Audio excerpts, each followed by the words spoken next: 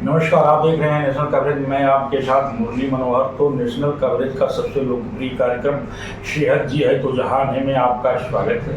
आइए अब हम आपको ले चलते हैं उत्तर प्रदेश के बलिया जनपद के बेलसरा रोड तहसील में, जहां इमिलिया चौराहे से फातिमा हॉस्पिटल के सामने जो है Purvanchal path lab and diagnosis centre है। और यहाँ की सबसे बड़ी विशेषता ये है कि पूरे पूर्वांचल की बात तो मैं नहीं कर सकता, लेकिन बलिया मऊ समेत देवरिया के भी कुछ हिस्से में जो है इस लैब में जो लैब टेक्नीशियन हैं वो पहली बार जो है एमडी हैं डॉक्टर समन यूसुफ जी, जो एमडी पैथोलॉजिस्ट हैं, और उनके देख रेख में जो है सारी रिपोर्टें तैयार कराई जाती हैं। आज मेरे साथ जो है पूर्वांचल की जानी मानी एमडी पैथोलॉजिस्ट डॉक्टर समन यूसुफ जी जुड़ चुकी हैं। आइए हम इनसे बातचीत करते हैं।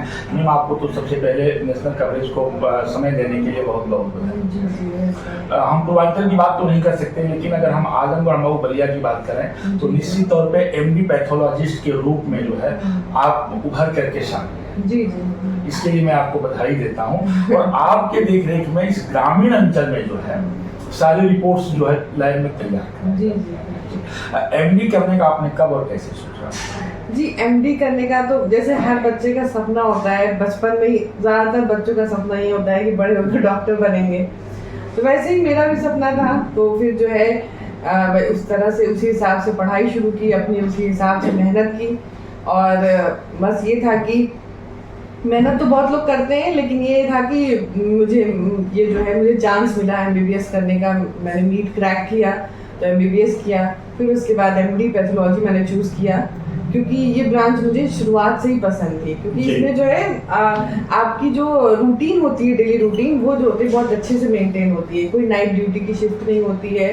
तो इस वजह से मैंने एमडी पैथोलॉजी जो है वो चूज़ किया था। एमडी पैथोलॉजिस्ट करने के बाद जो है जांच के क्षेत्र में सुविधाएं क्या हैं? जी, एमडी पैथोलॉजी करने के बाद जो है पैथोलॉजी जो हमारा डिपार्टमेंट है उसके अंदर हर तरह की जो है वो इन्वेस्टिगेशन जितनी भी होती है, ब्लड की, यूरिन की, या फिर कोई साइटोपैथोलॉजी एक डिपार्टमेंट होता है हमारा, एक डिपार्टमेंट हमारा हिस्टोपैथोलॉजी होता है। तो इसके जो मेन 3 डिपार्टमेंट इसके अंतर्गत आते हैं, जैसे कि हिमैट आता है, हिमेटोलॉजी आता है, साइटोपैथोलॉजी आता है और हिस्टोपैथोलॉजी आता है। बाकी और भी है, एडवांसमेंट जो है वो धीरे धीरे बढ़ता जा रहा है। तो ये हिमैट में जो है हमारी सारी ब्लड की जितनी भी जांचें होंगी वो हम करेंगे। ठीक है। दूसरी जो है हमारा साइटोपैथोलॉजी डिपार्टमेंट आता है, उसमें जो है शरीर में आपकी कोई भी गांठ है तो उसको हम सुई से जो है सिरिंज के थ्रू जो है वो हम एस्पिरेट कर लेंगे और उसकी स्लाइड बनवा के हम ये देख सकते हैं कि वो गांठ आपकी खतरनाक है या फिर कोई ऐसी नॉर्मल गांठ है। ये आपका एफएनएसी के नाम से होता है, फाइन नीडल एस्पिरेशन साइटोलॉजी होती है। और जो थर्ड डिपार्टमेंट है हिस्टोपैथोलॉजी है, इसमें क्या होता है कि जितने भी बॉडी के ऑर्गन्स जो कि हम एक्सरसाइज कर देते हैं ड्यूरिंग सर्जरी, जैसे मान लीजिए गॉल ब्लैडर एक्सरसाइज हो गया किसी की किडनी एक्सरसाइज हो गई, तो वो हमारे डिपार्टमेंट में आएगा। हम उसको जो है कट सेक्शंस लेके देखेंगे कि उसमें कोई कैंसर की संभावना तो नहीं है या फिर बिल्कुल नॉर्मल ऑर्गन जो है वो एक्सरसाइज हुआ है किसी दूसरी वजह से। तो ये अभी हमने हिस्टोपैथोलॉजी तो नहीं डाला है, लेकिन हिमैट और साइटोपैथोलॉजी हमने दोनों जो है इस समय बेलसरा रोड में चल रहा है। जी बिल्कुल रन कर रहे हैं हम। आप काफी मेहनत करती हैं इस जी सुबह से लेकर के शाम तक जो है सारी जांचों को लेकर के आप काफी सतर्क रहती हैं, स्वतः भी रहती हैं और उसको तैयार करती हैं। जी। ये प्रेरणा आपको कैसे मिली कि सारी कि मुझे ये करना चाहिए? जी, मुझे लगा कि जैसे ये जो है जो रिपोर्ट्स होती है पेशेंट की, आखिर ट्रीटमेंट तो उनके बेसिस पे ही होना है। अगर रिपोर्ट सही नहीं होगी तो ट्रीटमेंट भी जो है वो सही नहीं हो पाएगा पेशेंट का। डॉक्टर जो है वो भी मिसगाइड हो जाएगा। किसी की थायराइड है, अगर गलत आ गई उस हिसाब से उनकी जो है वो टैबलेट शुरू हो जाएगी, ट्रीटमेंट शुरू हो जाएगा। तो मेन जो यही है कि सारे के सारे क्लिनिशियंस डिपेंड करते हैं आजकल रिपोर्ट्स पे। तो इसलिए हमने ये सोचा कि रिपोर्ट्स जो है वो पेशेंट की ऑथेंटिक होनी चाहिए और बिल्कुल सही होनी चाहिए, जिससे कि उनका जो ट्रीटमेंट है, इलाज है, वो सही हो पाए। हम एकदम साधारण भाषा में ये जानना चाहते हैं। जी जी आपने मेडिकल की भाषा में भी मुझको बताया है। जी जी इसे जनरल जो जांचें होती हैं, जैसे जी। टाइफाइड का है, बुखार जी। का है, मलेरिया का है, जी। HIV का है, जी। TB का, ये कुछ जनरल लोग जांच करा लेते जी। हैं। जनरल के बाद जो कठिन जांच होता है, जी जी वो भी आपके यहाँ उसकी सुविधा है? जी जी हार्मोन्स की सारी जांचें हमारे यहाँ उपलब्ध है। थायराइड हो गया, LH हो गया, FSH हो गया, और यहाँ पे कहीं भी किसी लैब में थायराइड जो है इन प्रेजेंट बेलतला रोड में नहीं होती, वो कहीं और भेजते हैं, फिर वहाँ से रिपोर्ट आती है। हमारे यहाँ सब कुछ यहीं अवेलेबल है और हम एज सुन एज रिपोर्ट जो है वो दे पाते हैं। कभी कभी जो है तमाम पैथोलॉजियों में कहा जाता है कि ये जांच जो है हमारे यहाँ नहीं होगी, इसको हमें बाहर भेजना जी, पड़ेगा, जी। मुंबई दिल्ली जी, भेजना जी, पड़ेगा। जी, जी। क्या इस तरह की सुविधाएं आपके यहाँ है या उसकी भी रिपोर्ट आप अपने यहाँ तैयार करें? जी जी वो सारी रिपोर्ट्स हमारे यहाँ ही तैयार हो जाती है। हमारी कोई भी जो है ऐसी इन्वेस्टिगेशन नहीं, कोई ऐसी जांच नहीं है जो हम बाहर भेजते हैं। सारा हमारा जितनी भी मशीन है हमारे लैब में अवेलेबल है, यहीं पे ही अवेलेबल है। जी। इस पूरी व्यवस्था को बनाने में समय लगा होगा। जी। आप लोगों ने बड़ी पूंजी भी लगी होगी। जी। आप लोगों ने कभी ये नहीं सोचा कि हम ग्रामीण अंचल में बेलतला जी, जी। एक तहसील जी, क्षेत्र है जी। और तहसील क्षेत्र में हम ये इसको जी, स्थापित कर रहे हैं, जी, जी। पता नहीं यहाँ मरीज आएंगे कि नहीं, जी। जांचें होंगी कि नहीं। जी आपने हमने बड़ा रिस्क लिया। जी रिस्क की बात तो है। आखिर कोई भी बड़ा इन्वेस्टमेंट जब हम करते हैं तो उसके साथ रिस्क तो जुड़ा ही हुआ रहता है, लेकिन ये है कि हम यही चाहते थे, एक तो मेरे यहाँ पे मेरा घर है, इसलिए और भी ज़्यादा इंसान जो है वो जुड़ जाता है उस जगह से। तो इसलिए हम ये चाहते थे कि जहाँ पे जो फैसिलिटीज़ अवेलेबल नहीं है हम उन फैसिलिटीज़ को अवेलेबल कराएं पेशेंट्स को।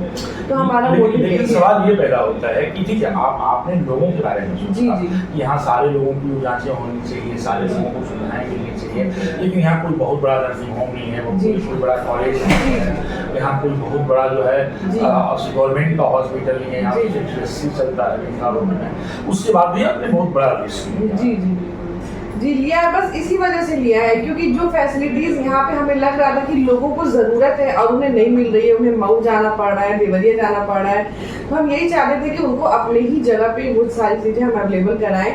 हाँ, ये जो लैकिंग है ये तो हमें अभी भी फील हो रहा है कि हमारी लैब जो है, जिस जी। हिसाब से हमारी लैब में फैसिलिटीज़ हैं उस हिसाब से अवेल करने वाला कोई नहीं है यहाँ पे, कि कोई FNAC जो है वो मतलब ये दिन पे दिन आए या फिर उस तरीके से रिस्पांस नहीं है। नहीं, जितनी जांचें यहाँ हो रही जी हैं, जी जो जांचों की सुविधाएं यहाँ है, जो रिजल्ट यहाँ आ रहा जी, है, उन सभी जांचों को लिखने वाला कोई बड़ा डॉक्टर जी वही मैं कह रही हूँ, वही मुझे लैकिंग लग रहा है यहाँ पे। एक चीज जो मुझे लैकिंग लग रही है वो मुझे यही लग रही है, लेकिन इंशाल्लाह मुझे लगता है इन फ्यूचर चीजें जो है वो भविष्य तो है, ऐसा हाँ। नहीं है, इसका भविष्य है। जी, जी। अभी स्ट्रगल आपने पढ़ाई किया, वहाँ स्ट्रगल जी, किया, जी। आप जी। बिजनेस में भी आप यहाँ जो है लाइफ में भी आप शेयर कर रही हैं, मेहनत जरूर है और मैं आपकी मेहनत को बहुत बधाई दूंगा कि इतनी मेहनत करने के बाद आप बेलतला रोड तहसील को ही चयन किया।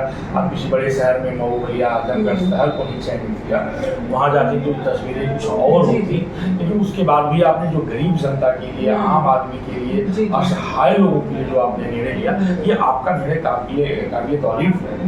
इसकी जितनी भी तारीफ की जाए वो कम है। तो अन्य और क्या क्या सुविधाएं हैं यहाँ पे जितने भी ब्लड की इन्वेस्टिगेशंस होती हैं वो सारी बेसिक तो है हमारी, जैसे कि जैसे CBC हो जैसे गई, में क्या क्या है? जैसे कि CBC हो गया, आपका LFT हो गया, ठीक है, RFT हो CBC गया। NFT तो हो गया, जी। इसको आम बोलचाल की भाषा में पब्लिक नहीं समझता ये, हाँ। जैसे कि जो है अच्छा हाँ, समझ गई। हाँ।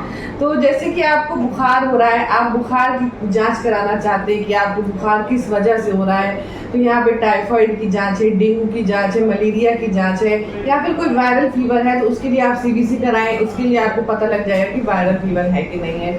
फिर दूसरी आता है आपका थायराइड प्रोफाइल। थायराइड तो आपको पता है कि जी। हार्मोनल हाँ। ऊंच नीच की वजह से थायराइड होता है। हाइपोथायराइडिज्म हो सकता है या तो हाइपरथायराइडिज्म हो सकता है। हाइपरथायराइड क्या है? हाइपरथायराइड यही है कि आपकी बॉडी में जो है वो थायराइड जो ग्लैंड है वो ज्यादा से ज्यादा वो हार्मोन रिलीज करने लगता है, जिसकी वजह से बॉडी आपके सिम्टम्स शो करती है। एकदम से इंसान दुबला हो जाएगा, उसकी आंखें जो है वो प्रोट्रूड कर जाएंगी, उसकी हार्ट रेट बढ़ी रहेगी, हमेशा वो हाइपर एक्टिव रहेगा, उसको नींद कम आएगी। तो जब आपको ऐसे सिम्टम्स लगे तो आप बिल्कुल अपना थायराइड चेक कराएं, हाइपरथायराइड के सिम्टम्स हैं। जी जी। तो आप सुन रहे थे पूर्वांचल की जानी मानी पैथोलॉजिस्ट डॉक्टर समन यूसुफ जी, ये एमडी है। एमबीबीएस करने के बाद आपने पैथोलॉजी में जो है आपने एमडी किया और ग्रामीण अंचल को चुना, बेलसरा रोड तहसील को चुना और यहाँ तमाम गरीबों के लिए, असहायों के लिए, ऐसे लोगों के लिए जो बाहर जा कर के अपनी जांच नहीं करा सकते या जांच कराने की व्यवस्था वो नहीं कर सकते, ऐसे लोगों के लिए जो है Purvanchal path lab and diagnosis centre जो है खोला गया है, जो कि ये इमिलिया चौराहा फातिमा गली में जो है बनाया गया है। बहुत बड़ा जो है डायग्नोसिस सेंटर है और सबसे बड़ी बात यह है कि यहाँ सस्ता और बेहतर इलाज की सुविधा जो है दी गई है। यहाँ की संचालिका कह सकते हैं, यहाँ के डॉक्टर कह सकते हैं, यहाँ के स्थापक अध्यक्ष कह सकते हैं, डॉक्टर समन यूसुफ जी भी जो है यहीं बेलसरा रोड की ही रहने वाली हैं। काफ़ी मेहनती हैं और सारी जांचों को अपने देख रेख में जो है रिपोर्ट तैयार करती हैं, हर चीज़ों को अपने ही देखती हैं। मुरली मनोहर के साथ प्रिंस खास रिपोर्ट।